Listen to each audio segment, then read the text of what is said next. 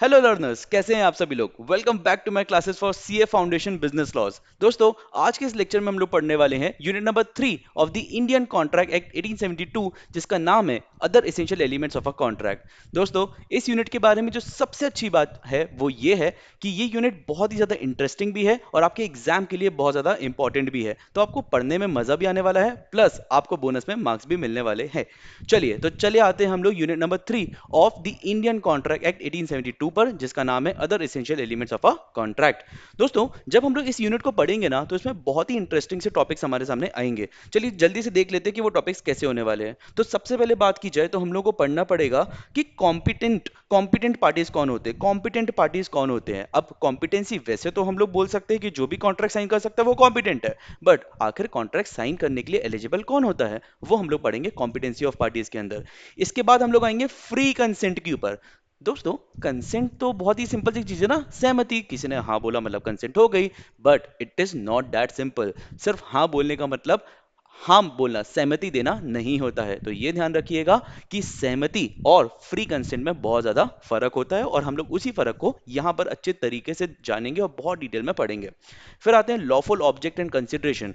एक ऑब्जेक्ट या कंसिडरेशन को, एक ऑब्जेक्टिव या कंसिडरेशन को लॉफुल बनाने के लिए कौन कौन सी कंडीशंस होती है, क्या क्या चीजें होती है, वो हम लोग यहाँ पर आकर पढ़ने वाले हैं। एंड फाइनली हम लोग कुछ कॉन्ट्रैक्ट्स पढ़ेंगे जिस जो कि एक्सप्रेसली डिक्लेयर्ड एज वॉइड नहीं है। एक्सप्रेसली डिक्लेयर्ड एज वॉइड नहीं है या फिर है, वो सारी चीजें हम लोग जाकर पढ़ेंगे। चलिए, इसके बाद एक आएगा हमारा बहुत ही बढ़िया सा टॉपिक, जिसका नाम है वेजरिंग। वेजरिंग अग्रीमेंट भी हम लोग यहां पर आकर पढ़ेंगे, और ये हमारे लिए बहुत ही ज्यादा इंपॉर्टेंट और बहुत ही ज्यादा मार्क्स के लिए वर्दी भी होने वाला है, क्योंकि अगर इसका क्वेश्चन आता है तो एक अच्छे खासे मार्क्स के लिए आता है, और बहुत ही अच्छे तरीके से आंसर लिखकर आप इसमें ऑलमोस्ट फुल मार्क्स स्कोर कर सकते हो। तो ये हमारे लिए बहुत ज्यादा इंपॉर्टेंट सी चीज हो जाने वाली है। चलिए चले आते हैं हम लोग सबसे पहले फर्स्ट टॉपिक पर, जिसका नाम है कॉम्पिटेंट पार्टीज। दोस्तों, कॉम्पिटेंट का मतलब क्या है? जो भी कॉन्ट्रैक्ट साइन कर सकता है वो कॉम्पिटेंट होना चाहिए, right? But law is not that simple. Law ने कुछ चीजों को, कुछ लोगों को, कुछ एट्रीब्यूट्स को बोल के रखा है कि ये बनाती हैं कॉम्पिटेंट पार्टीज को, ठीक है। से अगर हमने बोला कि कोई बच्चा है जो कि लगभग 16 साल का है, क्या वो जाकर एक कॉन्ट्रैक्ट साइन कर सकता है? क्या एक 16 साल का बच्चा जाकर कॉन्ट्रैक्ट साइन कर सकता है? अगर हमें ये देखना है तो हमें देखना पड़ेगा कि कॉम्पिटेंट बनने के लिए क्या एज लिमिट रखी गई है, ठीक है। इसके बाद आपने वो वर्ड सुना है क्या?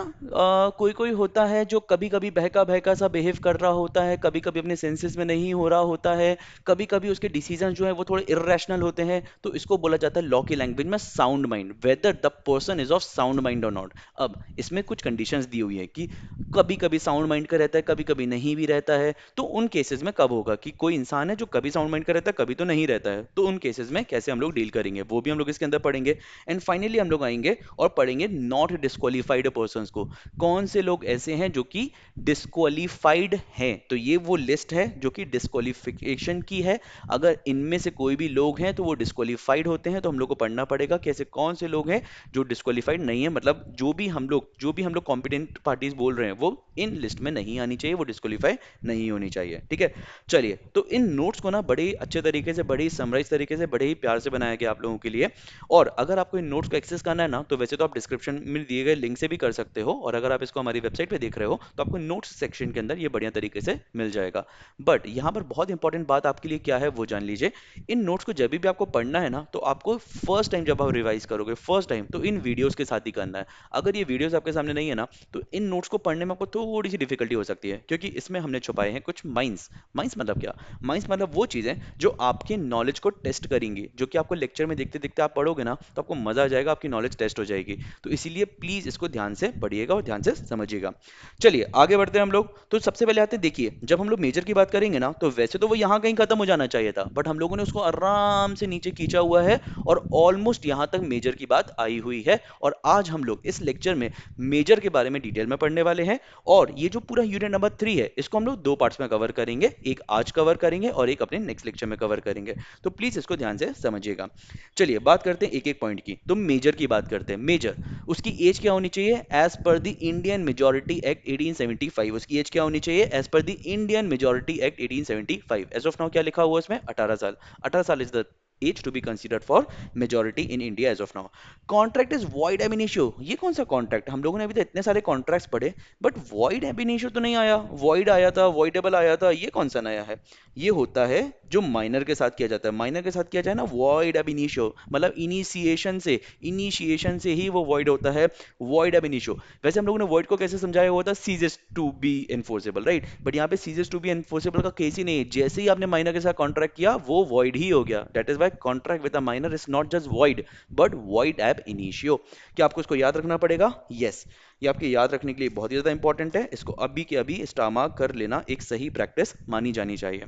चलिए बात करते हैं no ratification on attaining majority. Ratification, ratification word का मतलब क्या होता है पहले वो समझ लेते हैं। तो रेटिफिकेशन जो वर्ड है ना बच्चों, इसका मतलब है अप्रूवल, इसका वर्ड है अप्रूवल, इसका मतलब है अप्रूवल।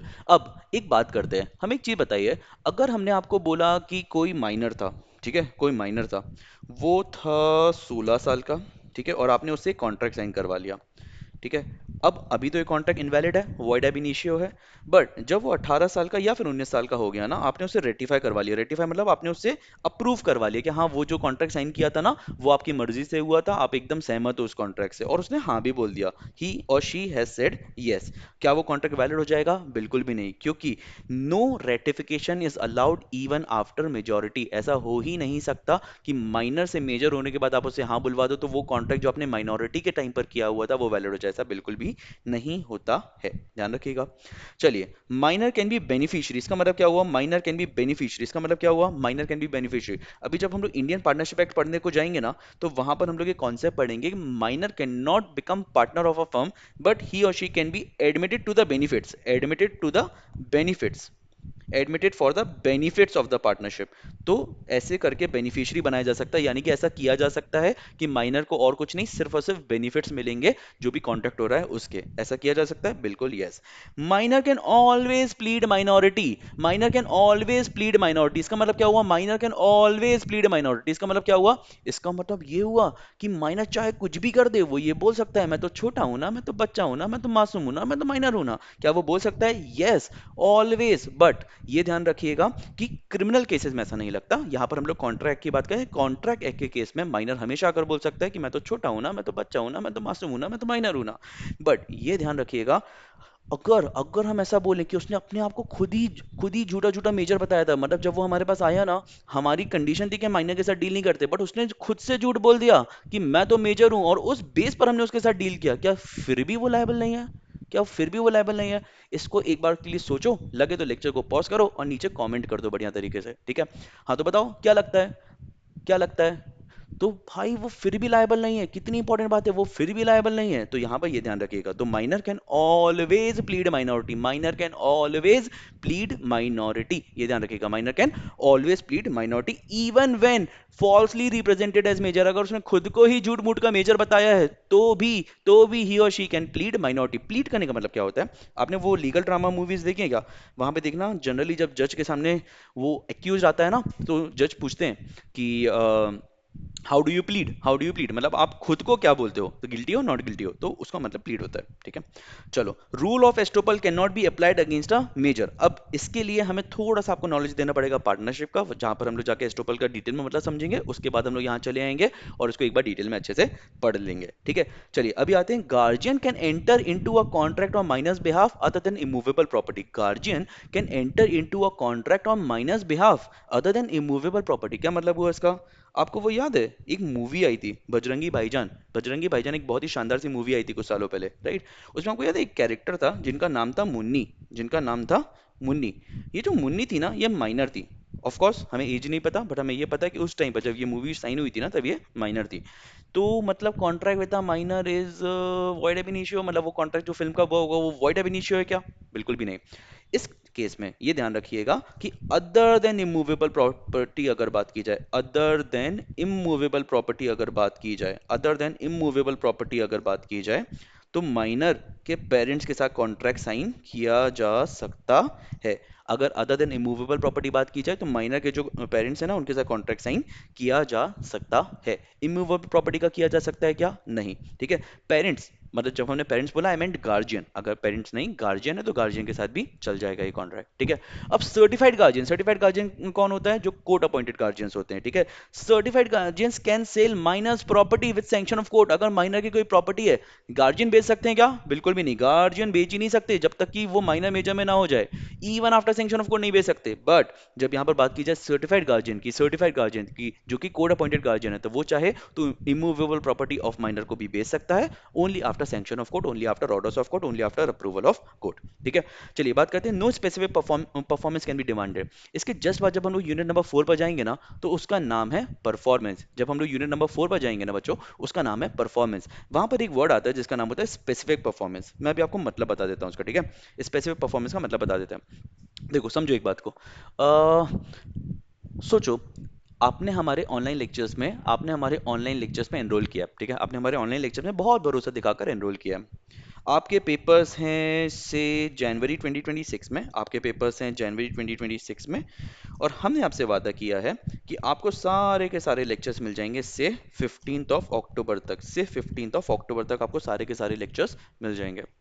किसी वजह से हमने 10 अक्टूबर को आकर आपको बोला कि मुझे लेक्चर्स नहीं देने, मैं नहीं बेचना चाहता, आप मुझसे कॉम्पेंसेशन ले लो, आप मुझसे डैमेज ले लो, पर मैं आपको लेक्चर्स नहीं दे पाऊंगा, मैं आपको नहीं पढ़ा पाऊंगा, और किसी भी वजह से I am incapable of providing you the lectures.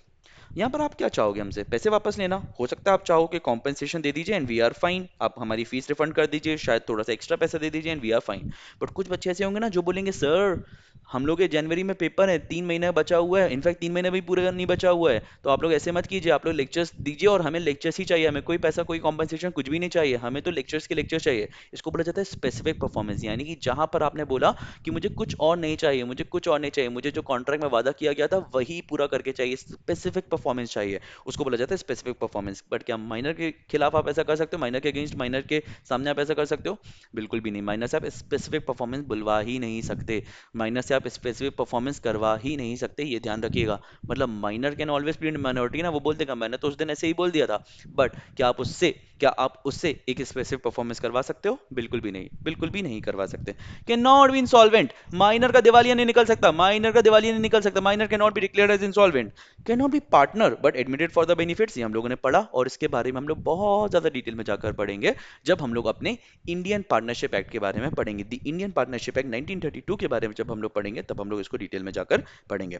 चलिए आते हैं, minor can be an agent but not liable to principal. अब ये एजेंट और प्रिंसिपल रिलेशनशिप क्या होता है, इसको हम लोग जाकर पढ़ने वाले हैं अपने सिलेबस की, द इंडियन कॉन्ट्रैक्ट एक्ट की यूनिट नंबर 9 के अंदर, जिसका नाम है एजेंसी, उसके अंदर हम लोग जाकर पढ़ने वाले हैं कि एजेंट और प्रिंसिपल क्या होते हैं। बट अभी जनरली अगर आपको बेसिक समझाना हो तो ये ध्यान रखिएगा कि एक रिलेशनशिप होता है जिसको प्रिंसिपल एजेंट रिलेशनशिप बोलते हैं, प्रिंसिपल और एजेंट, ठीक है। तो एजेंट जो होता है ना, एजेंट के एक्ट के लिए प्रिंसिपल लायबल होता है, principal is liable for the act of his और हर एजेंट, ये ध्यान रखिएगा। क्या एजेंट भी प्रिंसिपल के एक्ट के लिए लायबल होता है? नहीं, ऐसा नहीं होता, बट ये ध्यान रखिएगा प्रिंसिपल और एजेंट रिलेशनशिप होता है, ठीक है। अब minor can be an agent but not liable to principal, मतलब माइनर जो है ना वो एजेंट तो बन सकता है बट वो प्रिंसिपल के लिए लायबल नहीं होगा। यानी कि अगर मिस्टर ए एक मिनट, अगर हम लोग बात करते हैं मिस्टर ए है, mister A is the principal and mister B is the agent, mister A is the principal and mister B is the agent, तो क्या माइनर ए हो सकते हैं? नहीं, प्रिंसिपल माइनर नहीं हो सकते। But can be B M minor, B जो है वो माइनर हो सकते हैं क्या? यस, माइनर हो सकते हैं, बट वो प्रिंसिपल के लायबल नहीं होंगे। से बी ने जाके सी से कोई डील की और उस डील की वजह से यहां पर एक लाइबिलिटी आई से 1 लाख रुपए की, क्या ये बी चुकाएंगे? नहीं, ये चुकाएंगे हमारे मिस्टर ए, ये ध्यान रखिएगा आप लोग, ठीक है। चलिए इसको हम लोग ने समझ लिया अच्छे तरीके से। ओके, तो इसको हम लोग और डिटेल में जाकर कहां पर समझ पाएंगे? इसको हम लोग और डिटेल में जाकर समझ पाएंगे अपने यूनिट नंबर 9 के अंदर, ठीक है। चलिए अब आते हैं, minor can draw, deliver and endorse negotiable instrument. Negotiable instruments क्या होते हैं? ऑल्दो हमारे सिलेबस में अलग से एक्ट है पूरा नेगोशिएबल इंस्ट्रूमेंट, बट एक ब्रीफ तरीके से बताना हो तो नेगोशिएबल इंस्ट्रूमेंट्स आर से प्रॉमिसरी नोट, आप लोग जानते होंगे, चेक सबसे फेमस एग्जांपल, चेक जो होता है ना वो एक प्रॉमिसरी नोट होता है, ठीक। चेक जो होता है ना वो एक नेगोशिएबल इंस्ट्रूमेंट होता है, नॉट प्रॉमिसरी नोट, एक नेगोशिएबल इंस्ट्रूमेंट होता है, एक नेगोशिएबल इंस्ट्रूमेंट होता है। मान के चलते माइनर क्या चेक ड्रॉ कर सकता है? यस कर सकता है, उसका बैंक अकाउंट भी तो हो सकता है, तो वो चेक भी ड्रॉ कर सकता है, डिलीवर कर सकता है। यस, एंडोर्समेंट आप लोगों ने अकाउंटिंग में पढ़ा होगा, एंडोर्समेंट बिल ऑफ एक्सचेंज उसके अंदर इंडोर्स कर सकता है, यस कर सकता है, और वो खुद लायबल भी नहीं कहलाएगा, वो खुद लायबल भी नहीं कहलाएगा उस लाइबिलिटी के लिए, उस चेक के लिए, उस हमारे नेगोशिएबल इंस्ट्रूमेंट के लिए। चलिए, minor can not bind parent और guardian unless minor acting as agent. Minor can not bind parent और guardian unless acting as agent, मतलब माइनर के एक्ट के लिए पेरेंट्स या गार्जियंस लायबल होते ही नहीं है जब तक कि माइनर को एजेंट के तौर पर अपॉइंट ना किया जाए। ठीक है, जब तक कि माइनर को एजेंट के तौर पर अपॉइंट ना किया जाए। चलिए बताते हैं इसका एक बढ़िया सा एग्जाम्पल।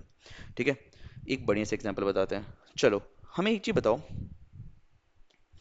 मान के चलते हैं एक घर है, एक घर बन रहा है। ठीक है, ड्राइंग बच्चों अगेन फिर से माफ करना, एक घर बन रहा है। ठीक है, इस घर की ये है सीलिंग। ठीक है, पेरेंट्स बड़े प्यार से घर बनवा रहे थे, उनका एक माइनर सा बच्चा था जिसका नाम था चुन्नू। ये जो चुन्नू है ना, ये घर पे बैठकर देख रेख का काम कर रहा था कि सब काम ठीक से हो रहा है कि नहीं हो रहा है। ठीक है, अब जो पेरेंट्स हैं वो एजेंट बनाकर गए अपने इस माइनर बच्चे को, एजेंट बनाकर गए। ठीक है, इस माइनर बच्चे को एजेंट बनाकर गए। कॉन्ट्रैक्टर को उन्होंने बोला कि जैसा ये बच्चा बोलता है वैसा आप कर दीजिएगा। ठीक है, ही इज माई एजेंट, जो ये बोल रहा है उसके लिए मैं लायबल हूँ, मैं प्रिंसिपल हूँ, ये एजेंट है और आप कॉन्ट्रैक्टर हो। जो भी ये बच्चा बोलेगा वो आपको करना पड़ेगा, बिकॉज ही और शी इज माई एजेंट। ठीक है, बच्चे ने ना टाइल्स जो यहाँ लगने थे, फ्लोर टाइल्स, वो लगवा दिए सीलिंग में, सीलिंग टाइल्स। ठीक है, जब पेरेंट्स वापस आए बड़ा ही गुस्सा हुए कि यार आपने तो फ्लोर टाइल्स जो हैं वो सीलिंग पे लगा दिए, और बच्चे को चिल्लाने की जगह उन्होंने कॉन्ट्रैक्टर को चिल्लाना स्टार्ट कर दिया कि आपने कैसे लगा दिया, आपको इतना दिमाग नहीं, आपको पता नहीं था क्या। और उन्होंने बोला, कॉन्ट्रैक्टर ने पलट कर जवाब दिया कि ये ध्यान रखिएगा कि आपने आपने इस बच्चे को अपना एजेंट बनाया हुआ था, और एजेंट के एक्ट के लिए आप लायबल हो, तो इन्होंने हमसे बोला इसलिए हमने ऐसा किया, और अब जो भी लाइबिलिटी आती है वो आपकी आती है। फिर से पढ़ते हैं, minor can not bind parent और guardian unless minor acting as agent. In this case क्या minor as an agent act कर रहा था? यस। तो क्या पेरेंट्स लायबल है? यस। हाउएवर, यहाँ पर चुन्नू फिर से बैठा हुआ था, बट इस बार पेरेंट्स ने अलग से कुछ नहीं बोला कॉन्ट्रैक्टर को कि ये मेरे एजेंट है और इनके लिए मैं लायबल हूँ।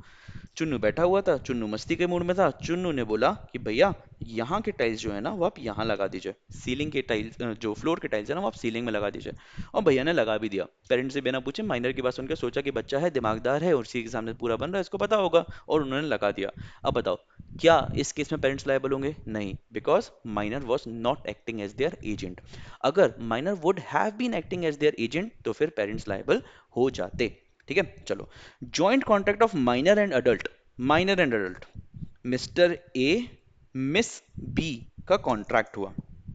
ठीक है, दोनों ने मिलकर प्रॉमिस किया है, दोनों ने मिलकर एक कॉन्ट्रैक्ट किया है सी से। ठीक है, सी का ये कॉन्ट्रैक्ट जो है ये अब ऐसी स्थिति पर आ गया है कि पूरा नहीं हो पा रहा है और लाइबिलिटी चुकानी पड़ रही है। क्या A would be liable? Yes, because A is major. क्या B would be liable? No, because B is minor. तो in case of joint contract of minor and adult, only adult would be liable. In case of joint contract of minor and adult, only adult would be liable. चलो, surety of minor is liable to third party, surety of minor is liable to third parties. Surety का मतलब क्या होता है, ये हम लोग जाकर पढ़ेंगे अपनी फर्दर यूनिट्स में, जहां पर हम लोग पढ़ेंगे कॉन्ट्रैक्ट ऑफ गारंटी। ठीक है, कॉन्ट्रैक्ट ऑफ गारंटी के वहां पर हम लोग पढ़ेंगे, अभी हम लिखते जा रहे हैं इसको ध्यान से। ठीक है, श्योरिटी वर्ड हम लोग कहां पर जाकर पढ़ेंगे? कॉन्ट्रैक्ट ऑफ गारंटी पे। दोस्तों, क्या इसको आज नहीं पढ़ाया जा सकता? बिल्कुल पढ़ाया जा सकता है, बट पता इंपॉर्टेंट बात क्या है, अगर हम लोग सब कुछ एक साथ सीखने को जाएंगे ना तो ऑलमोस्ट कुछ भी नहीं सीख पाएंगे लॉ में। और लॉ में सबसे बड़ी गलती ही यही होती है कि बच्चे सोचते हैं कि हमें सब कुछ एक बार में, जैसे ही हमने अटेंड की क्लास हमें सब कुछ आने लगे, अब हमें कुछ भी मेहनत ना करनी पड़े। और हम ये नहीं बोलते कि आपको क्लास के दौरान आएगा नहीं, बट हम सिर्फ इतना बोलते हैं कि हर एक चीज़ का एक स्ट्रक्चर होता है। से यहाँ पे कितने सारे रेफरेंसेस आ रहे हैं ना, हम लोग को इन रेफरेंसेस को वहां पर जाकर, ये इंडियन कॉन्ट्रैक्ट एक्ट के अंदर ही है, डोंट वरी, ये इंडियन कॉन्ट्रैक्ट एक्ट की ही एक यूनिट है। ठीक है, कॉन्ट्रैक्ट ऑफ गारंटी, उसके अंदर हम लोग जाके श्योरिटी के बारे में पढ़ेंगे। And believe me, in lectures के एंड में जब हम रिवीजन सेशन आपको देंगे ना तो आपको हर एक चीज समझ में आएगी, don't worry about it. But जहां पे भी एक्सटर्नल रेफरेंसेस आ रहे हैं, जो भी चीज हम लोग छोड़ेंगे वो सिर्फ एक वजह से छोड़ेंगे कि वो कहीं बेहतर जगह पर आने वाली है। दोस्तों, समय बहुत इंपॉर्टेंट होता है, कब कौन सी चीज किस समय पर बेहतर है वो जानना बहुत जरूरी है, उसको समझना बहुत जरूरी है। ठीक है, लाइफ में भी और लॉ में भी। चलिए ध्यान रखते हैं, आगे बढ़ते हैं। Minor can not become shareholder unless by way of transfer of fully paid shares to him और हर। इसका मतलब क्या हुआ? बाय लॉफुल गार्जियन, है ना। इसका मतलब क्या हुआ? दो तीन क्वेश्चंस डिस्कस करते हैं इससे रिलेटेड। ठीक है, हमें एक चीज बताइए, क्या माइनर जाके शेयर्स खरीद सकता है? क्या माइनर जाके शेयर्स खरीद सकता है? फर्स्ट पॉइंट, क्या माइनर जाके शेयर खरीद सकता है? नहीं। दूसरा, क्या माइनर को फुल्ली पेड शेयर्स मिले तो क्या ये एक वैलिड है? ये वैलिड तो है बट इनकम्प्लीट सेंटेंस है। ये वैलिड तो है बट इनकम्प्लीट है। क्यों, हम बताते हैं। क्योंकि यहाँ पर ये भी लिखा हुआ है कि माइनर को जो शेयर्स मिल रहे हैं ना, that too should be fully paid shares and that too should be received from lawful guardian, should be receive from lawful guardian. तो यहाँ पर तीन कंडीशंस हैं। पहली कंडीशन, माइनर को मिलने चाहिए। दूसरा, फुल्ली पेड शेयर्स मिलने चाहिए, पार्टली पेड शेयर्स नहीं होगा, कोई भी कॉल कुछ भी पेंडिंग नहीं होना चाहिए। और तीसरा जो है वो है लॉफुल गार्जियन से मिलना चाहिए। अब लॉफुल गार्जियन क्या होता है, ये एज पर लीगल टर्मिनोलॉजी हम लोग को डिस्कस करना पड़ेगा। जनरली जनरली जो क्लोज रिलेटिव्स होते हैं उनको एक लॉफुल गार्जियन माना जा सकता है। ठीक है, चलो इसके बाद हम लोग आगे बढ़ते हैं। अब आते हैं आखिरी पॉइंट पर, जो कि है minor is liable for torts. Torts, minor is liable for torts. Torts का मतलब क्या होता है? Minor is liable for torts. Torts का मतलब क्या होता है? टॉर्ट्स का मतलब होता है other than breach of contract. हम लोगों ने बात की थी ना, ये जितना भी हम लोग पढ़ रहे हैं ना, ये हम लोग पढ़ रहे हैं सिविल पॉइंट ऑफ व्यू से, कॉन्ट्रैक्ट पॉइंट ऑफ व्यू से। But other than breach of contract जितनी भी लाइबिलिटीज होती हैं उसके लिए ये सब लॉ नहीं चलेगा। Minor can not plead minority, minor would be 100% considered as liable. क्या आपको ये ध्यान रहेगा? बिल्कुल आपको ये ध्यान रहना चाहिए, ये बहुत ही इंपॉर्टेंट सी बात है हमारे लिए। चलो तो माइनर के बारे में क्विक रिवीजन करते हैं। माइनर एज क्या होनी चाहिए? एज पर इंडियन मेजोरिटी एक्ट होनी चाहिए, 18 साल की होनी चाहिए। Contract is void ab initio, void ab initio contract होता है। No ratification, no approval on attaining majority. Minor can be beneficiary, जैसा पार्टनरशिप के अंदर होता है। Minor can always plead minority even when falsely represented himself as major. Rule of estoppel does not apply, ये कहां पर जाएगा? पार्टनरशिप के अंदर हम लोग जाकर अच्छे से पढ़ेंगे। Guardian can not enter into, sorry, guardian can enter into a contract on behalf of minor other than immovable properties. जो सर्टिफाइड गार्जियन होता है वो इमूवेबल प्रॉपर्टी के लिए भी डील कर सकता है on behalf of minor, but after sanction of court no specific performance can be demanded. It minor can not be declared as insolvent, can not be partner but can be admitted for benefits. Minor can be an agent but not liable to principal, ये एक important point है हमारे लिए। Minor can draw, endorse और deliver negotiable instrument without himself being liable. अच्छा, क्या इसमें हम लोग इतना बस लिख दें minor can draw, deliver and endorse negotiable instrument, तो हमारा आंसर कंप्लीट हो जाएगा क्या? बिल्कुल भी नहीं, हम लोग को ये पूरा लिखना पड़ेगा विदाउट हिमसेल्फ बीइंग लायबल, क्योंकि वही तो इसकी सबसे इंपॉर्टेंट बात है ना। चलो, minor can not bind parent और guardian unless acting as agent, ये हम लोगों ने पढ़ लिया। Joint contract of minor and adult, only adult would be considered as liable. Surety of minor would be considered as liable towards third parties and minor can not become shareholder unless by way of transfer of fully paid shares by legal guardian. इसके बाद आते हैं आखिरी point, minor is liable for torts that is other than breach of contracts, minor would be considered as liable. चलो यहां तक हम लोगों ने पढ़ा, क्या पढ़ा वो बताते हैं। हम लोगों ने पढ़ा कैपेसिटी टू कॉन्ट्रैक्ट यानी कि कॉम्पिटेंसी, ये जो वर्ड है ना कॉम्पिटेंसी, इसके बारे में पढ़ रहे थे हम लोग। पूरा जितना अभी तक पढ़ा ना कॉम्पिटेंसी के बारे में पढ़ा, उसके अंदर भी सिर्फ एक पॉइंट पढ़ा जो कि है मेजर, जो कि है मेजर, सिर्फ मेजोरिटी के बारे में पढ़ा। सिर्फ इस बारे में पढ़ा कि कॉम्पिटेंट बनाने के लिए एक पार्टी को एक बहुत इंपॉर्टेंट सी चीज लगती है जिसका नाम है मेजोरिटी। तो वो है यहाँ पर मेजोरिटी, मतलब वो परसेंटेज वाली मेजोरिटी नहीं, एज वाली मेजोरिटी, एज वाली मेजोरिटी। ठीक है, चलो अब आते हैं साउंड माइंड पर। साउंड माइंड पर, साउंड माइंड, साउंड माइंड, स्थिर माइंड क्या, देखते हैं। Sound mind, capable of understanding and forming a rational judgement. A mind that is capable of understanding and forming a rational judgement, उसको बोलते हैं sound mind. ठीक है, समझना। कैपेबल, क्या हम लोग वर्ड चेंज कर सकते हैं? थोड़े बहुत चेंज कर सकते हो, बट लॉ के वर्ड्स हैं, आई वुड सजेस्ट ना चेंज करो तो ज़्यादा बेहतर है। थोड़ा बहुत चेंज कर सकते हो जहाँ पे मतलब सेम निकले। चलो, capable of understanding and forming a rational judgement. Rational judgement, rational judgement मतलब जो भी एक सूझबूझ वाला इंसान नॉर्मली बनाता जजमेंट वही आप बना पा रहे हो, तो आपको साउंड माइंड का बोला जाएगा। Capable of understanding and forming a rational judgement.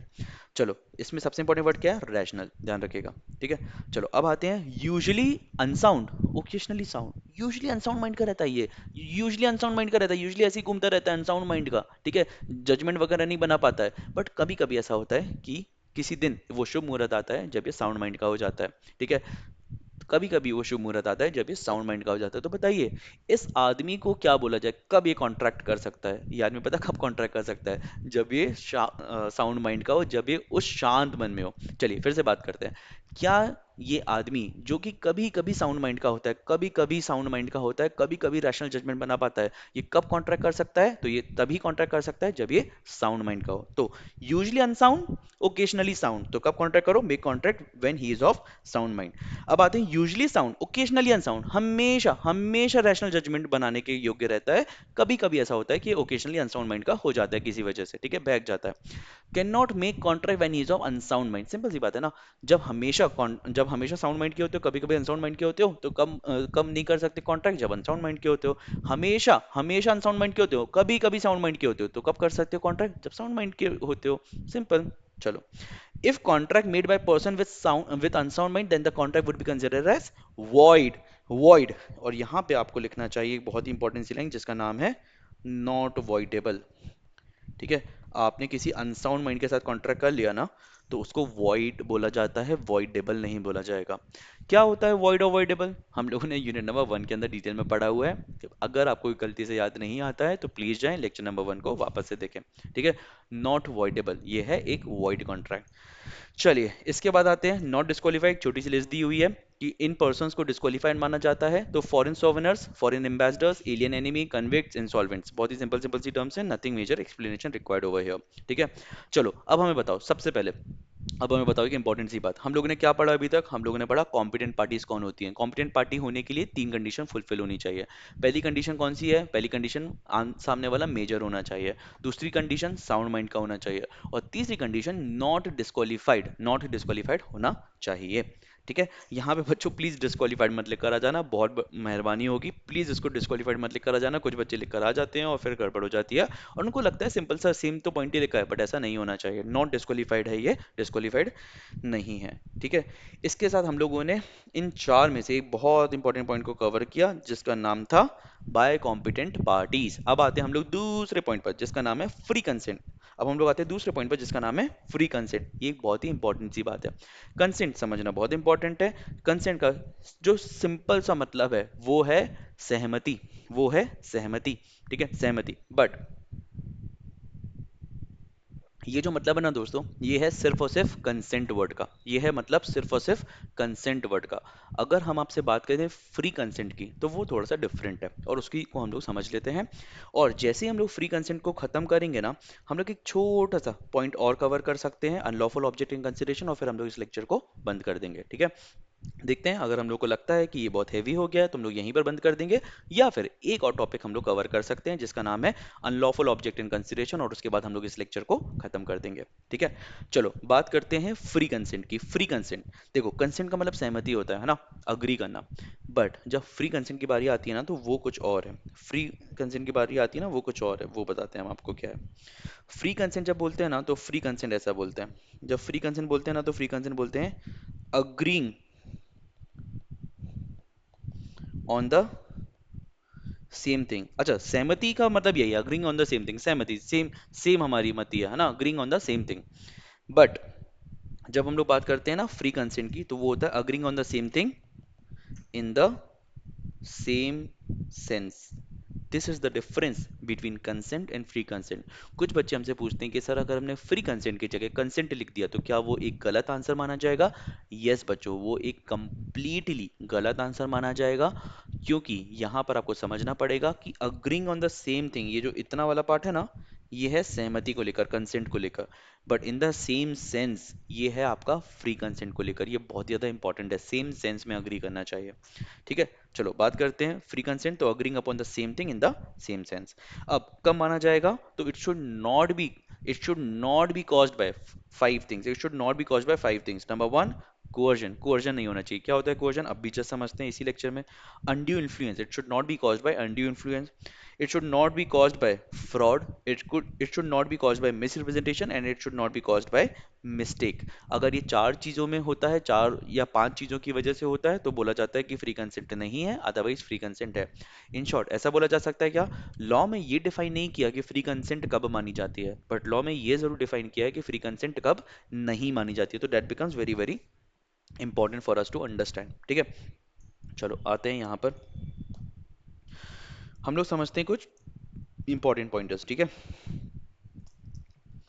Free consent, वैसे तो फ्री कंसेंट हमेशा मानी जाती है, कुछ 5 केसेस में नहीं मानी जाती, कुछ 5 केसेस में नहीं मानी जाती है। ठीक है। कुछ 5 केसेस में नहीं मानी जाती है, तो हम लोग एक एक करके इन केसेस को पढ़ लेते हैं। ठीक है। सबसे पहला वर्ड आता है कोअर्जन। कोअर्जन।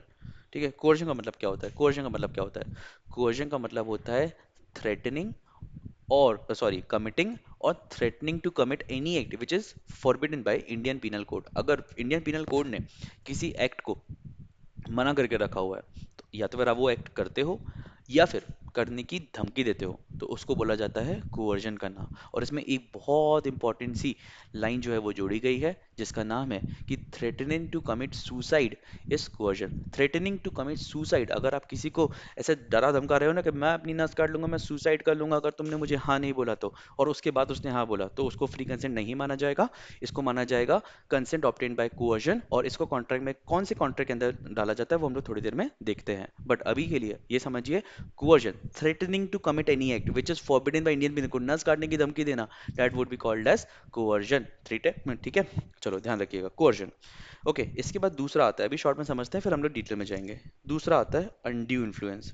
दूसरा आता है अनड्यू इन्फ्लुएंस। अनड्यू इन्फ्लुएंस मतलब when one party is in dominating position and he or she uses that position to make the other person enter into a contract, that would be considered as undue influence। जैसे teacher student relationship हो सकता है, employer employ relationship हो सकता है, father सन relationship हो सकता है, यहाँ पर undue influence हो सकता है अगर एक डोमिनेटिंग पोजीशन को यूज किया जाए सामने वाले को एक कॉन्ट्रैक्ट के लिए अग्री करवाने के लिए, एंटर करवाने के लिए।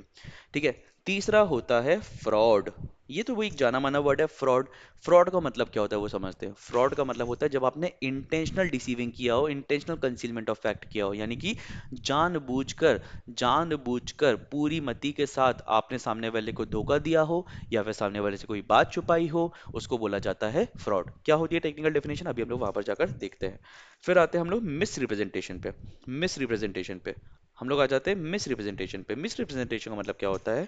मिस रिप्रेजेंटेशन का मतलब होता है जब आप जो बोल रहे थे वो आपके हिसाब से तो सही था, आपके हिसाब से आप पूरे दिल से विश्वास करते थे कि ये जो बोला जा रहा है ये 100% सही बोला जा रहा है, इसमें कोई भी इफ्स एंड बट्स नहीं है, आप तो सही मानते थे, बट जो इंफॉर्मेशन अवेलेबल थी ना उससे वो चीज़ सही नहीं लगती थी। से हमारे एक काउंसलर है, ठीक है, हमारे काउंसलर है, उन्होंने एक बच्चे को काउंसलिंग देते हुए बोला कि से course X is the best course in the world, course X is the best course in the world. ठीक है, अगर उनको पता था कि this course X is not the best course in the world और फिर भी उन्होंने बोला तो this would be considered as fraud. But अगर उनको पता ही नहीं था, वो इस फील्ड के नहीं, उनको पता ही नहीं था, ये तो हमने उनको बताकर भेजा था कि आपको ऐसा बोलना पड़ेगा, उनको पता ही नहीं था, उनको लग रहा था वो जो बोल रहे हैं वो सच है, बट जो इन्फॉर्मेशन अवेलेबल थी उससे उनको पता नहीं था, उससे उससे ये प्रूव नहीं होता कि ये बेस्ट कोर्स है, तो इसको बोला जाएगा मिस रिप्रेजेंटेशन। ध्यान रखोगे, इसको बोला जाएगा मिस रिप्रेजेंटेशन। ठीक है, यहां तक किया। एंड आखिरी आता है मिस्टेक, गलती। गलती बहुत ही बड़ी बात होती है, गलती। ठीक है, तो गलती इतनी सिंपल सी चीज नहीं जिसको हम लोग ऐसे समराइज करें, गलती को हम लोग पूरा एक चार्ट बनाकर अच्छे से समराइज करेंगे जब हम लोग मेन कंटेंट को पढ़ने जाएंगे। चलो अभी आ जाते हैं यहाँ पर, सबसे पहले कोअर्जन पढ़ा हम लोगों ने, अनड्यू इन्फ्लुएंस पढ़ा, फ्रॉड पढ़ा, मिस रिप्रेजेंटेशन पढ़ा एंड मिस्टेक पढ़ा, और थोड़ा सा फ्रॉड और मिस रिप्रेजेंटेशन का डिफरेंस भी देख लिया। चलो यहाँ पर आ जाते हैं जल्दी से, हम लोग आते हैं फ्री कंसेंट पर, फ्री कंसेंट में कोअर्जन पर। ठीक है, फ्री कंसेंट में भी कोअर्जन पर आ रहे हैं हम लोग। चलो, तो कमिटिंग कमिटिंग और threatening to commit any act forbidden by Indian penal code.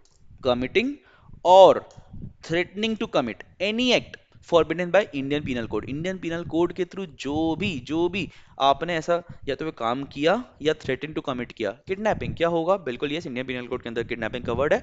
अगर आपने किडनैपिंग करके आपने से किसी के बच्चे को किडनैप किया और उसके बाद उसके फादर या मदर से कॉन्ट्रैक्ट साइन करवाया, तो वो एक कोवर्जन के अंदर आने वाली कॉन्ट्रैक्ट होगा और उसको क्या माना जाएगा अभी हम लोग पढ़ते हैं। ठीक है, कमिटिंग और थ्रेटनिंग टू कमिट, अगर आपने ऐसा नहीं भी किया बट आपने सिर्फ धमकी दी कि मैं ऐसा कर लूंगा, तो वो भी कोवर्जन का ही रूप होता है, वो भी कोवर्जन के अंदर ही आता है। फिर आते हैं और अनलॉफुल डिटेनिंग और threatening to detain any property. Unlawful detaining और threatening to detain any property, detain करना अपने पास रख लेना। आपने बोला कि मैं ये गाड़ी अपने पास रख लूंगा अगर तुमने ये कॉन्ट्रैक्ट साइन नहीं किया, तुम्हारी ये जो गाड़ी है ना जो तुम्हें बहुत प्यारी है, ये गाड़ी मैं अपने पास रख लूंगा, जो जबरदस्ती से अपने पास रख लूंगा अगर तुमने कॉन्ट्रैक्ट साइन नहीं किया तो उसको बोला जाएगा अनलॉफुल डिटेनिंग। और अगर आपने ऐसा नहीं भी किया और अगर आपने सिर्फ धमकी दी कि ये मैं गाड़ी लेकर चला जाऊंगा, तो इसको भी माना जाएगा कि आपने कोवर्जन के थ्रू कॉन्ट्रैक्ट साइन करवाया है। और ये कौन सा कॉन्ट्रैक्ट होता है थोड़ी देर में पढ़ते हैं।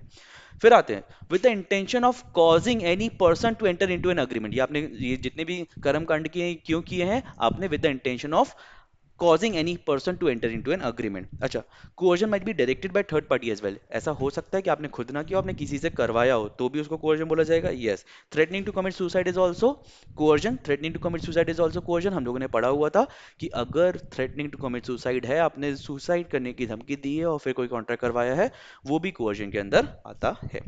आते हैं undue influence पर. So when one party is in a position to dominate the will of the other and he uses that position. अच्छा, सिर्फ ऐसी पोजीशन पे हो कि आप डोमिनेट कर सकते हो तो माना जाएगा कि undue influence? नहीं, आपने उस पोजीशन का इस्तेमाल भी किया है. से हम टीचर है, हमें पता है कि हम अपने स्टूडेंट को इन्फ्लुएंस कर सकते हैं, बट अगर हमने किया है एक्चुअली, तो फिर उसको माना जाएगा कि undue influence है. So when one party is in a position to dominate the will of the other and he uses that position to obtain unfair advantage, तो फिर बोला जाएगा कि undue influence से कॉन्ट्रैक्ट किया गया है. ठीक है. से हमारा एक स्टूडेंट है जो कि बहुत ही ज्यादा पैसे वाला था. हमने उसको बोला कि अगर हमने आपको सीए फाउंडेशन में पास करने में हेल्प किया ना और आप पास हो गए, तो आपको हमें एक बहुत ही बढ़िया सी सुपर कार गिफ्ट करनी पड़ेगी. और उसने सिर्फ दबाव में आकर, सिर्फ टीचर की रिस्पेक्ट करते हुए दबाव में आकर इस कॉन्ट्रैक्ट के लिए हाँ बोल दिया, तो क्या बोला जाएगा? This contract has been done with undue influence and therefore this contract is, थोड़ी देर में पढ़ते हैं.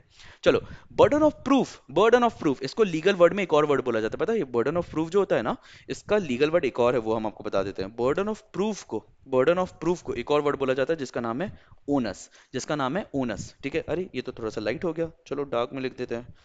ओके. तो ये जो बर्डन ऑफ प्रूफ है ना बच्चों, इसको एक और नाम दिया गया जिसका नाम है ओनस. ठीक है, ये ध्यान रखिएगा, ओनस. ओके. चलो, burden of proof is on the party who decides to avoid the contract. जो मना करना चाह रहा है ना, कि जो बोल रहा है कि सामने वाले ने मेरे साथ जो कॉन्ट्रैक्ट किया ना, वो किया अनड्यू इन्फ्लुएंस के साथ, तो burden of proof is on that person. वो उसको ये प्रूफ करना पड़ेगा कि सामने वाले ने जो कॉन्ट्रैक्ट किया था ना, वो अनड्यू इन्फ्लुएंस के साथ किया हुआ था. ठीक है. चलो, अब आते हैं फ्रॉड. फ्रॉड हम लोग ने पढ़ा ना, डिसीविंग, है ना. तो fraud is deceiving by way of suggestion without believing to be true. यानी कि आपको खुद पता है कि जो आप बोल रहे हो वो सच नहीं है, सत्य नहीं है, फिर भी आप बोल रहे हो. That is considered as fraud. हम लोग ने फ्रॉड और मिसरिप्रेजेंटेशन का डिफरेंस भी देखा था, अभी फिर से देखेंगे. चलो, fraud is deceiving by way of suggestion without believing it to be true. मतलब आपको खुद पता था कि जो आप बोल रहे हो वो सच नहीं है, फिर भी आप बोल रहे हो, तो उसको बोला जाएगा fraud. Active concealment of fact. Concealment मतलब छुपाना. एक्टिव कंसीलमेंट सूझबूझ के साथ, जानबूझकर छुपाना. Active concealment of fact. Promise without intention to perform. आपने कुछ ऐसा वादा किया जिसमें आपका इंटेंशन ही नहीं था उस वादे को परफॉर्म करने का, ये भी फ्रॉड का ही एक तरीका माना जाता है. And any other act to deceive as prescribed by law. Fraud is deceiving by way of suggestion. यानी कि आपने कुछ ऐसा बोला जो आप धोखा देने के इस तरह से आपने बोला, धोखा देने के इंटेंशन से आपने बोला. That is called as fraud. Without believing it to be true. आपने बोला और आप खुद बोलते थे और खुद मानते थे कि ये सत्य नहीं है जो मैं बोल रहा हूं, फिर भी आपने बोला. That is considered as fraud. Active concealment of fact. आपने जानबूझ के, सूझबूझ के साथ कोई चीज छुपाई, कोई फैक्ट छुपाया, वो भी फ्रॉड है. And promise without intention to perform. यानी कि आपने कोई ऐसा वादा किया जो आपका परफॉर्मेंस करने का कोई इरादा ही नहीं था, तो भी उसको फ्रॉड बोला जाएगा. And any other act to deceive as prescribe by law, उसको भी फ्रॉड बोला जाएगा. दोस्तों बहुत इंपॉर्टेंट है. चलो, वेदर साइलेंस इज फ्रॉड. क्या चुप रहना फ्रॉड है? से हमारे सामने डील हो रही थी, मिस्टर ए खड़े थे, मिस्टर बी खड़े थे, दोनों ने आपस में डील किया, और हमें पता था कि ये जो भाई साहब है ना मिस्टर ए, ये झूठ बोल रहे हैं, ये जो भाई साहब है ना मिस्टर ए, ये झूठ बोल रहे हैं, फिर भी हम चुप रहे. क्या इसको फ्रॉड बोला जाएगा? कि हमने भी फ्रॉड में साथ दिया है? तो कब बोला जाएगा? When there is a duty to speak. जब हमारी ड्यूटी थी, उन दोनों ने हम पर भरोसा दिखाया था. When I had a duty to speak. अब ड्यूटी कैसे होगी वो हम लोग को लॉफुली डिस्कस करना पड़ेगा, केस टू केस बेसिस पे डिस्कस करना पड़ेगा कि कब ड्यूटी मानी जाएगी. So when there is a duty to speak और when silence is equal to speech. In this case दोनों ने हमारी तरफ देखा और हमने मुंडी हिलाई, और जैसे हमने मुंडी हिलाई तो दोनों ने मान लिया कि अगर कुछ भी गड़बड़ होती तो ये सज्जन व्यक्ति हमें बता देता, और हमने मुंडी हिलाई बट हमने उनको नहीं बताया. यहां पर my silence was equal to speech. हमारी साइलेंस ने उन दोनों को ये भरोसा दिलाया कि जो भी है वो बढ़िया तरीके से ओवर द टेबल हो रहा है और कोई दिक्कत की बात नहीं है, अच्छे तरीके से डिस्क्लोजर के साथ हो रहा है. चलो, तो whether silence is fraud, yes. कब? जब there was a duty to speak और when silence amounted to speech. ठीक है. चलो, कभी कभी होता है ना कि कुछ ना कहने का मतलब ही हाँ कहना होता है. तो ये वैसा ही केस है कि जब कुछ ना कहने का मतलब हाँ होता है, आपको पता है कि सामने वाला कुछ नहीं कह रहा है, इसका मतलब वो हाँ कह रहा है, तो that is called as when silence is equal to speech. चलो, बात करते हैं मिस रिप्रेजेंटेशन की. मिस रिप्रेजेंटेशन, अब ये बहुत ही स्पेशल सा केस है जहाँ पर हम लोगों ने बोला हुआ था कि हम बोल रहे हैं और हमें खुद ही नहीं पता. हम बोल रहे हैं, हमें खुद ही नहीं पता कि हम गलत बोल रहे हैं, बट हम गलत बोल रहे हैं, that is called as misrepresentation. सोचो ना, कई बार कोई कोई इंसान ऐसा होता है जो आपको जानबूझकर धोखा दे रहा होता है, जानबूझकर, उसको पता है कि वो जो बोल रहा है वो सत्य नहीं है, फिर भी वो आपको धोखा दे रहा होता है, that is called as a fraud. But कई बार इंसान को खुद नहीं पता होता कि वो जो आपके साथ कर रहा है, जो वो आपको बोल रहा है, वो गलत बोल रहा है, ठीक है, तो उसको बोला जाएगा मिस रिप्रेजेंटेशन। दोस्तों, फर्क पता होना बहुत जरूरी है, ठीक है। चलो बात करते हैं मिस रिप्रेजेंटेशन की, ठीक है। If maker believes to be true but not justified by information, मतलब जो बोल रहा है ना, जो जजमेंट दे रहा है, जो बोल रहा है, जो कम्युनिकेट कर रहा है, उसको लग रहा है कि वो जो बोल रहा है वो एकदम शत प्रतिशत सही बोल रहा है, बट सामने वाले को जो आपने बताया वो गलत बता दिया। आपके हिसाब से वो चीज सही है, सामने वाले के हिसाब से गलत है। आपके हिसाब से वो चीज सही है, सामने वाले के हिसाब से वो गलत है, या फिर वो फैक्चुअली गलत है। आपने जो बोला आपके हिसाब से सही है, फैक्चुअली वो चीज गलत है, उसको बोला जाता है misrepresentation. If maker believes to be true but not justified by information, बड़ा ही खराब केस होता है दोस्तों। चलो आगे बढ़ते हैं। Breach of duty without intention which brings advantage, यानी कि आपने बिना सोचे समझे कोई ब्रीच ऑफ ड्यूटी कर दिया, जो आपकी ड्यूटी थी उसको फुलफिल नहीं किया, आपने कॉन्ट्रैक्ट में कुछ अग्री किया था वो नहीं किया, विच ब्रिंग्स एडवांटेज, फायदा होना चाहिए, फायदा नहीं हुआ तो फिर उसको नहीं बोला जाएगा मिसप्रेजेंटेशन, बट आपका फायदा हुआ तो उसको बोला जाएगा मिसप्रेजेंटेशन, ठीक है। व्हेन अ पार्टी कॉजेज दो डन इनोसेंटली, मतलब भले ही मासूमियत के साथ किया गया हो, आपकी कोई इंटेंशन ना हो, फिर भी आपने मासूमियत के साथ भी किया तो भी कवर्ड है। The other party to the agreement to make a mistake as to the subject matter, कोई सब्जेक्ट मैटर था, से हमने बोला सीए फाउंडेशन क्लासेस ज्वाइन कर लीजिए, सीए फाउंडेशन क्लासेस ज्वाइन कर लीजिए, सब्जेक्ट मैटर क्या बन गया, सीए फाउंडेशन क्लासेस की बात हो रही है यहाँ पर, ठीक है। हमने इनोसेंटली हमें पता ही नहीं था कि जो हम बोल रहे हैं वो गलत है, इनोसेंटली हमने ऐसा कुछ कर दिया कि आपने अग्रीमेंट कर लिया by having a mistake, by committing a mistake as to the subject matter. हमें पता ही नहीं था कि जब हम बोल रहे हैं सीए फाउंडेशन क्लासेस तो आप उसके साथ टेस्ट सीरीज इंक्लूडिंग मांग रहे हो, ठीक है। बट हमने बोला कि जो भी आप चाह रहे हो वो हो रहा है, और आपने भी मानकर चला, हमने इनोसेंटली बोला, आपने भी इनोसेंटली किया, और यहां पर जो सब्जेक्ट मैटर है उससे रिलेटेड मिस्टेक हो गया तो उसको भी बोला जाएगा कि यहां पर आपका मिस रिप्रेजेंटेशन हो गया है, ठीक है। चलो बात करते हैं मिस्टेक की। अब मिस्टेक में ना थोड़ा सा बड़ा है ये चार्ट है, चलो। Mistake of law, mistake of fact, ये दोनों चीजें डिफाइन की जाएंगी, ठीक है। यहाँ पर थोड़ा सा हम लोग इंडियन रेगुलेटरी फ्रेमवर्क में जब जाएंगे ना, तब भी हम लोग पढ़ेंगे कि mistake of law, mistake of fact बहुत बड़ी चीज होती है। क्वेश्चन ऑफ लॉ अगर होता है तो कौन से कोर्ट में केस जाता है, क्वेश्चन ऑफ फैक्ट अगर होता है तो कौन से कोर्ट में केस जाता है, ये सब हम लोग यहाँ पर पढ़ेंगे। चलिए अभी की बात करते हैं mistake of law. Mistake of law हो गया तो दो तरह से लॉ की आप मिस्टेक कर सकते हो, पहला इंडियन लॉ हो सकता है, दूसरा फॉरेन लॉ हो सकता है। मिस्टेक ऑफ इंडियन लॉ हो सकता है, मिस्टेक ऑफ फॉरेन लॉ हो सकता है। अच्छा एक चीज बताओ, एक डायग्राम बनाते हैं यहाँ पर, ठीक है, फिर से। Again apologies for the diagram. ये एक रोड है, ठीक है, ये एक रोड है।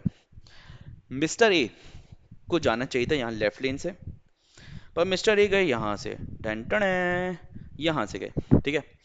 और जब वो यहाँ से जा रहे थे ना राइट लेन से, ठीक है, जो कि गलत है, राइट लेन से जा रहे थे इंडिया में, यहाँ पे राइट लेन से जा रहे थे, यहाँ पे एक पुलिस वाले ने उनको रोका, यहाँ पे एक पुलिस वाले ने उनको रोका, और उन्होंने बोला कि मुझे तो पता ही नहीं है, मुझे तो पता ही नहीं है कि अरे मुझे तो पता ही नहीं है यहाँ पे राइट से नहीं लेफ्ट से चलते हैं, मुझे तो पता ही नहीं था, ओ सॉरी माफ़ कर दीजिए।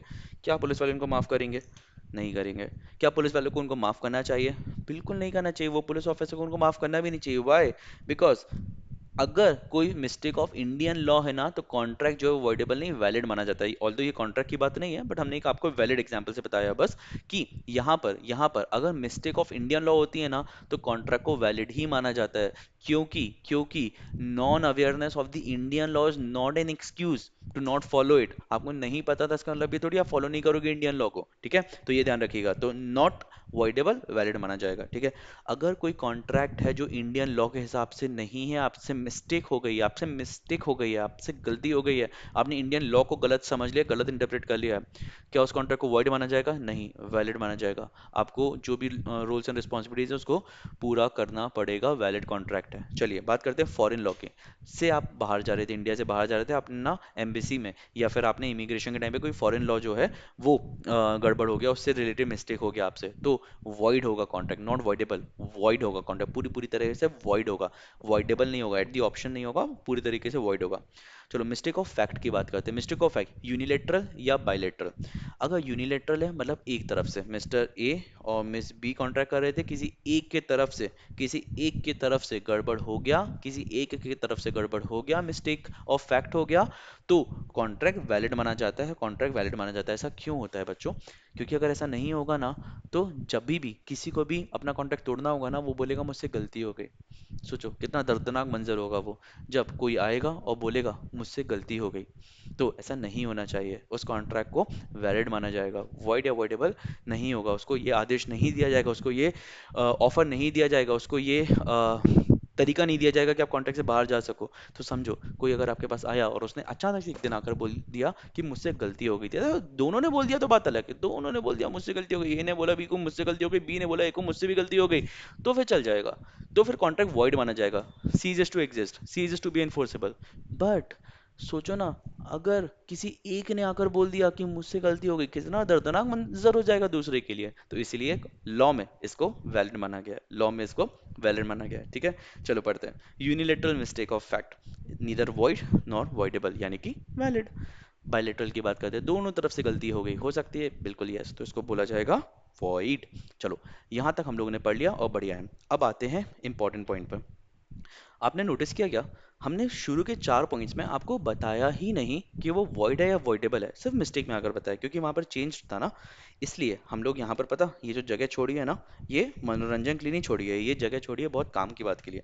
कोअर्जन के केस में एक बार क्विक रिवीजन करते हैं। कमिटिंग और threatening to commit any act forbidden by the Indian penal Code, है ना, जिसके अंदर सुसाइड को अलग से, थ्रेटनिंग टू कमिट सुसाइड को अलग से जोड़ा गया है, तो ये कॉन्ट्रैक्ट हो जाता है voidable.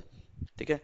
Undue influence when one party is in a dominating position or he or she uses that position to gain unfair advantage, तो उसको बोला जाता है वॉइडेबल। कौन वॉइडेबल करवा सकता है? अग्रीव्ड पार्टी, अग्रीव्ड पार्टी जो कि जिसको दर्द हुआ है। ठीक है।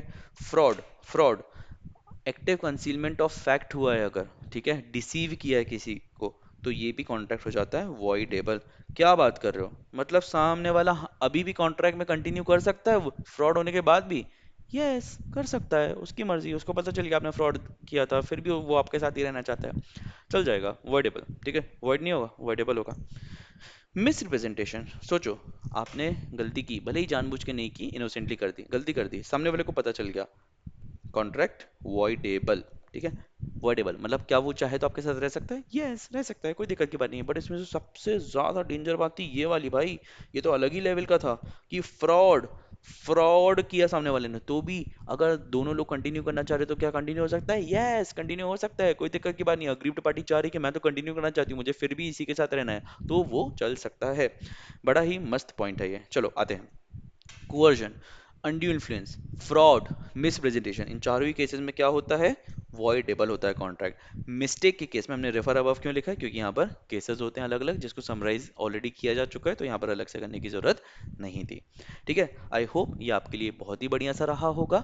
और अब इसके आगे आप 1 मिनट का एक ब्रेक लें और फिर हम लोग आएंगे और अपनी आज की आखिरी हेडिंग को पढ़ेंगे, जिसका नाम होगा अनलॉफुल ऑब्जेक्ट एंड कंसिडरेशन। और जैसे हम लोग इसको खत्म करेंगे, हम लोग इस लेक्चर को यहाँ पर पॉज करेंगे और हम लोग नेक्स्ट लेक्चर में फिर आएंगे और agreements expressly declared as void and wagering agreement को अच्छे से पढ़ेंगे। ठीक है, okay, let's take a break.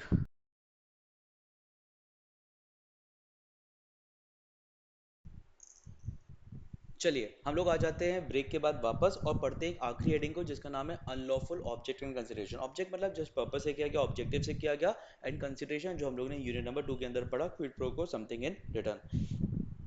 कब कब इसको अनलॉफुल माना जाएगा? जब it is forbidden by law, यानी कि लॉ ने इस कंसिडरेशन या ऑब्जेक्टिव की परमिशन नहीं दी है, तब इसको माना जाएगा कि अनलॉफुल है।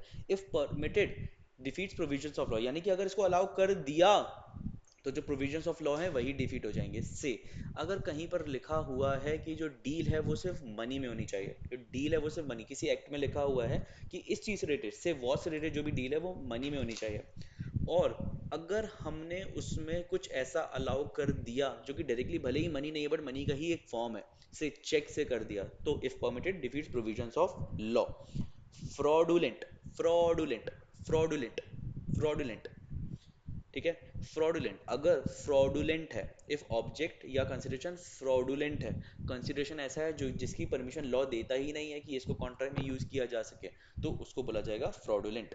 Injury to a person, if it causes injury to a person or property, then this particular thing would be considered as unlawful object or consideration। से हमने किसी को कॉन्ट्रैक्ट दिया कि आप एक बेसबॉल का डंडा लेकर जाएं और सामने वाले की गाड़ी को तोड़कर आएं, और इसके बदले हम आपको 1 लाख रुपए का इनाम देंगे, 1 लाख रुपए का कंसिडरेशन देंगे। ठीक है, आपको लगता है यहाँ पे कंसिडरेशन तो चलो वैलिड 1 लाख रुपए, बट जो ऑब्जेक्ट है कॉन्ट्रैक्ट का, क्या वो लॉफुल है, क्या वो इंजरी कर रहा है पर्सन या प्रॉपर्टी को, यस, तो फिर इट वुड बिकम अनलॉफुल।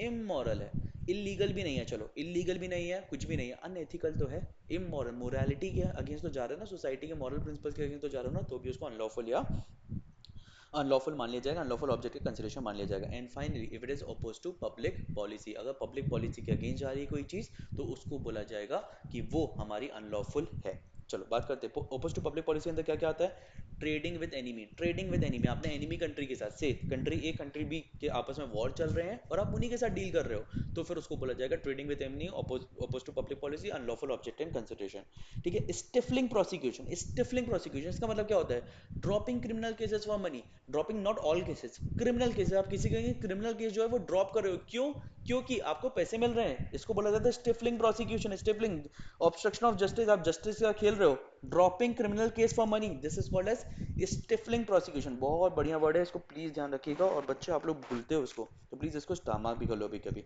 चलो, maintenance and champerty, maintenance and champerty, maintenance word का मतलब क्या होता है, सूट वेयर नो इंटरेस्ट, आप ऐसा कोई केस फाइल कर रहे हो जहां पर आपका कोई इंटरेस्ट ही नहीं है, आपका कोई लेना देना नहीं था, एक एडवोकेट थे, उन्होंने ऐसा कोई केस फाइल कर दिया जिसमें उनका कोई लेना देना, उनके क्लाइंट का कोई लेना देना ही नहीं था, सूट वेयर नो इंटरेस्ट। ठीक है, यहां पर आते हैं champerty, champerty, assist another in litigation for a share of money, आपने किसी का साथ दिया, किसी का साथ दिया in litigation just for a share of money, की जब जीत होगी, जब पैसे आएंगे तो उसका हम लोग शेयर बांट लेंगे।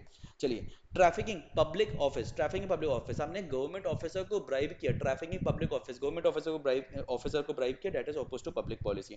टेंडिंग टू क्रिएट मोनोपोलीज, आपने ऐसे कॉन्ट्रैक्ट किए जिसका पर्पस था कि हमारी मोनोपोली बन जाएगी, हमने द लैंड ऑफ से किसी का टाई अप किया और ये पर्पस है कि हमारी मोनोपोली बन जाएगी, उसको अपोज टू पब्लिक पॉलिसी बोला जाता है। मोनोपोली बनाना सही बात नहीं है, विद द इंटेंशन, इंटेंशनली बनाना सही बात नहीं है। ठीक है, अच्छा, ओके, क्या मेंटेनेंस एंड चैपर्टी, जहां पर हम लोग ने बात किया ना, केस फाइल किया है और जहां पर कोई इंटरेस्ट नहीं है या फिर जीत का इनाम मिलने वाला है, जीत का शेयर मिलने वाला है, तो क्या वो वैलिड है, यस वो वैलिड है, बट वहां पर गुड फेथ होना चाहिए, वहां पे मैलिशियस मोटिव नहीं होना चाहिए, तो कर सकते हैं। बहुत सारे ऐसे लोग होते हैं जो मदद करते हैं उन लोगों की जिनके अगेंस्ट, जिनके लिए कोई नहीं होता है, और उन लोगों की मदद करते हैं और बदले में थोड़े बहुत पैसे भी लेते हैं, तो उसमें क्या गलत बात है, बिल्कुल सही बात है, कोई दिक्कत की बात नहीं है। ठीक है, ओके, चलिए बात करते हैं मैरिज ब्रोकरेज अग्रीमेंट्स की। Marriage brokerage, marriage brokerage, brokerage, ठीक है, मतलब ये कैसा वर्ड है, मैरिज ब्रोकरेज। हाँ, तो यहाँ पर देखो, जो वो आते हैं ना, नेगोशिएट करवाते हैं मैरिज फॉर रिवॉर्ड, कि आप दोनों शादी कर ले और उससे उनको इतने पैसे मिलने वाले हैं, वो अपोज टू पब्लिक पॉलिसी माना जाता है। What about marriage bureaus,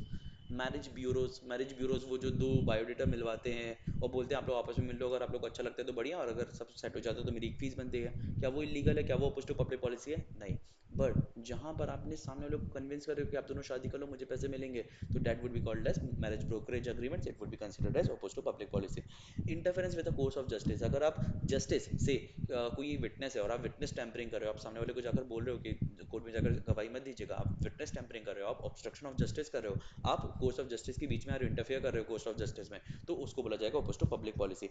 interest against obligation, interest against obligation यानी कि एक एजेंट है और एक प्रिंसिपल है। ठीक है, से हमारा एक एजेंट है, एक सिटी है पास में, वहां पर हमारा एक एजेंट है, वो एजेंट की रिस्पॉन्सिबिलिटी है कि वो फीस कलेक्ट करते हैं और जो भी फीस बनती है वो हमें आकर दे देते हैं। उन्होंने कुछ एक्स्ट्रा फीस कलेक्ट की और वो हमें लाकर नहीं दी, अपने पास रख लिया, क्या उसको बोला जाएगा कि opposed to public policy, yes. कहाँ पे बोला जाएगा, इंटरेस्ट अगेंस्ट ऑब्लिगेशन में, agent receiving money without principal's consent, ये एक एग्जांपल हो गया इसका। And consideration unlawful in parts, हमने बोला था ना, अभी गाड़ी की बात कर रहे थे हम लोगों ने बोला कि आप ना वो गाड़ी जो है वो तोड़ दीजिए, ठीक है, और से हमें किसी से पैसे लेने थे, ठीक है, हमें किसी से पैसे लेने थे। एक कॉन्ट्रैक्ट था, उसके कंसिडरेशन हमें उनसे लेना था, 2 लाख रुपए लेना था। हमने उनसे बोला 1 लाख रुपए आप हमें कैश में दे दीजिए और 1 लाख रुपए में आप हमारा हमारा एक काम कर दीजिए, आप वहां पर जाके वो गाड़ी तोड़ कर आ जाइए, वो गाड़ी हमारे किसी दुश्मन की है और वो गाड़ी आप तोड़ कर आ जाइए। इसको बोला जाएगा कंसिडरेशन अनलॉफुल इन पार्ट्स। क्या इसको भी अपोज टू पब्लिक पॉलिसी बोला जाता है? यस। तो अपोज टू पब्लिक पॉलिसी में क्या क्या पॉइंट्स आ जाते हैं?